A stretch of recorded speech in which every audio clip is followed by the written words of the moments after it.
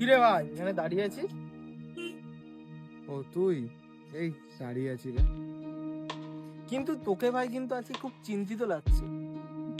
কি বলবো বল ভাই, যা ইনকাম করছি সবই ফ্যামিলিকে দিয়ে দিতে হচ্ছে, নিজের স্বপ্নগুলোকে পূরণ করতে পারছি না।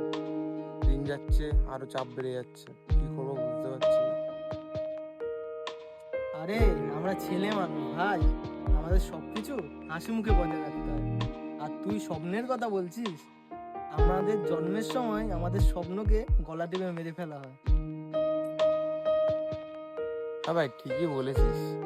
চা এসব কথা বাদ দে, চা খেতে যাবি? চল চা খেয়ে আয়। मुझे यूं ही करके ख्वाबों से जुदा